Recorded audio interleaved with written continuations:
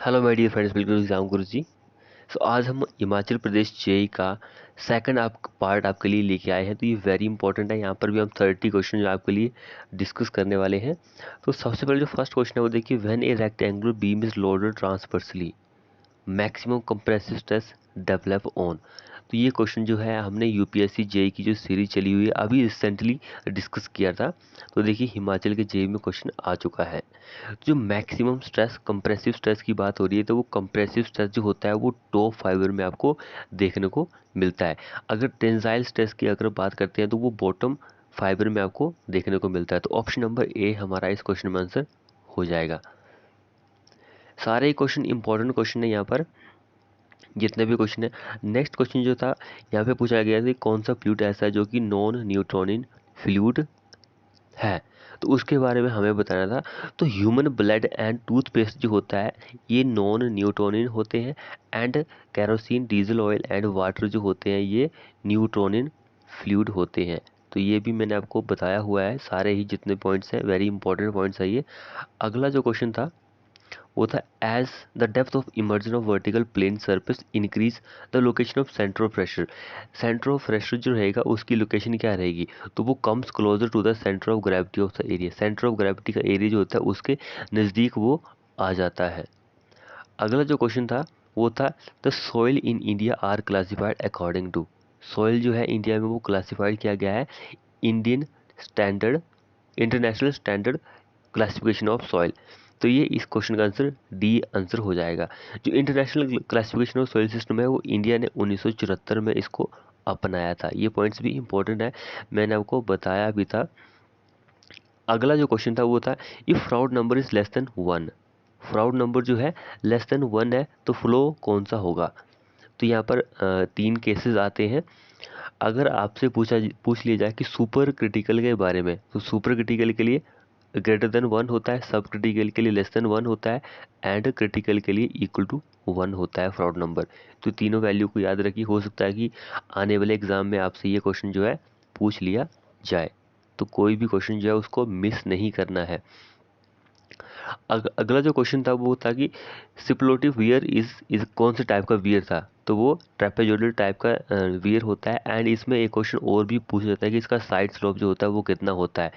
Side slope की अगर बात करते हैं 1:4 इसका साइड स्लोप होता है।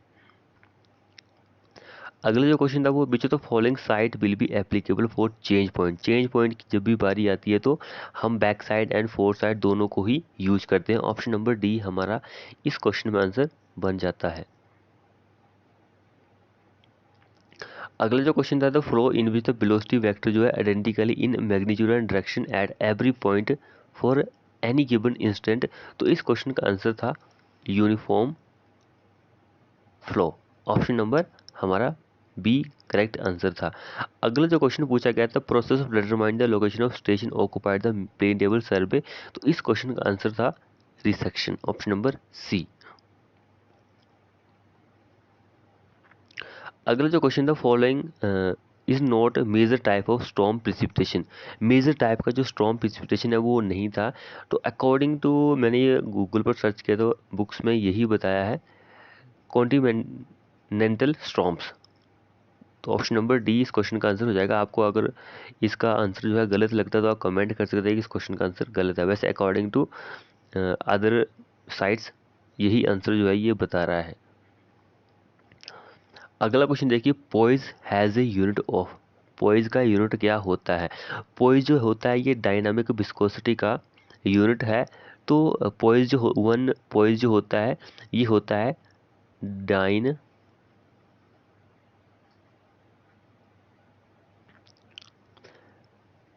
डाइन ऑप्शन नंबर डी इस क्वेश्चन का आंसर होगा, dyne second per centimetre square. इस क्वेश्चन का आंसर डी होगा। And what is the depth of water seal trap is. तो डेप्थ जो थी वाटर सील ट्रैप की वो थी 2.5 से 7.5 सेंटीमीटर, यानी कि 25 से लेकर 75 mm इसकी सील होती है।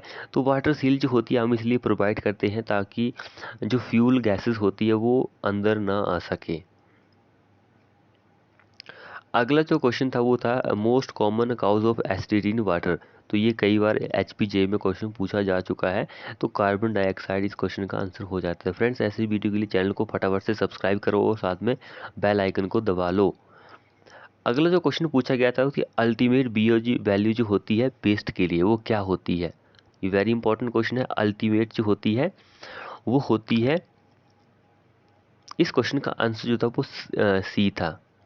सी remain same at all temperature, सभी टेम्परेचर पर सेम ही रहती है।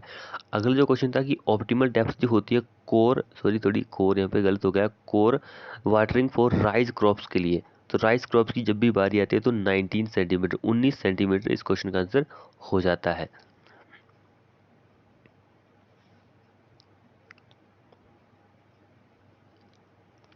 अगला जो क्वेश्चन पूछा गया, slow setting cement will have higher percent of, slow setting cement जो होता है उसके पास क्या होता है हायर परसेंटेज, तो वो जिप्सम ही होता है। जिप्सम का परसेंटेज 3 से 5% जिप्सम का परसेंटेज होता है सीमेंट में। अगला जो क्वेश्चन पूछा गया था, coal tar is obtain by destructive distillation of, तो कोल टार की जब भी बारी आती है तो कोल से ही हम इसको ऑब्टेन करते हैं। अगर वुड टार की बात आए तो वुड से हम उसको ऑब्टेन करते हैं। दोनों पॉइंट को आपको याद रखना कि कोल टार आप कोल से ऑब्टेन करते हैं, वुड टार जो होता है उसको वुड से ऑब्टेन करते हैं।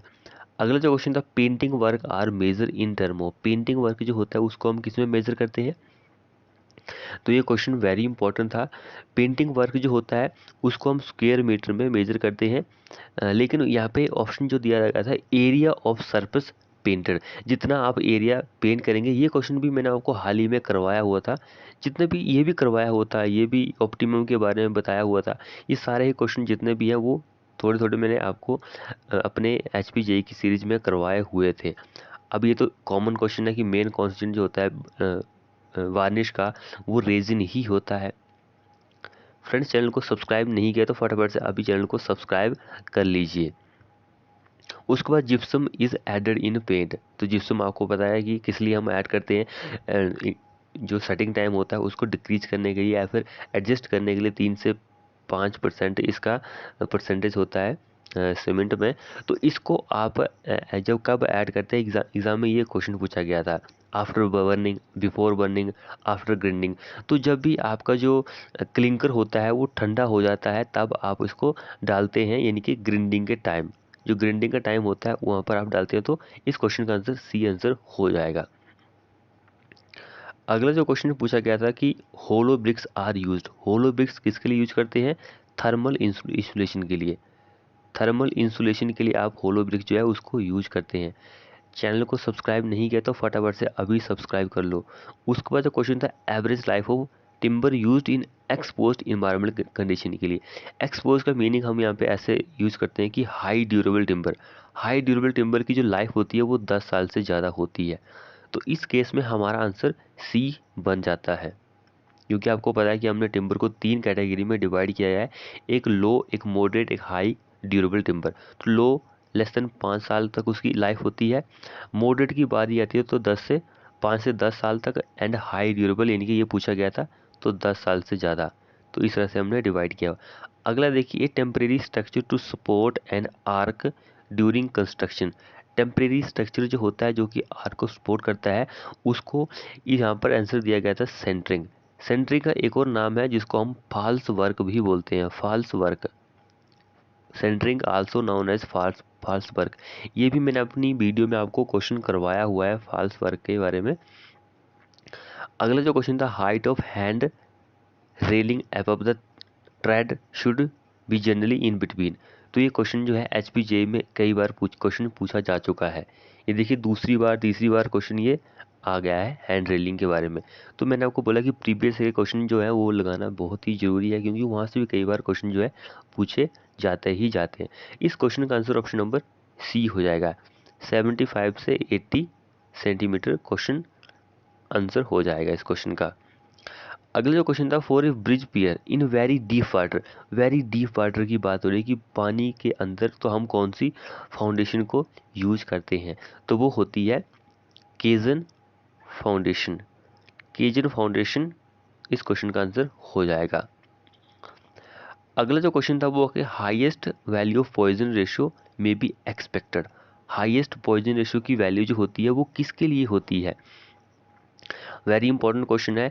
अकॉर्डिंग टू जितना मैंने सर्वे किया उसके अकॉर्डिंग कॉपर ही इस क्वेश्चन का आंसर हो जाएगा, क्योंकि कॉपर का जो पॉइजन रेशियो होता है 0.34 होता है। अगर हम नेक्स्ट किसी जैसे कि हमारे पास एक ब्रास भी दिया गया तो ब्रास की बात करते हैं तो 0.30 होता है ब्रास का।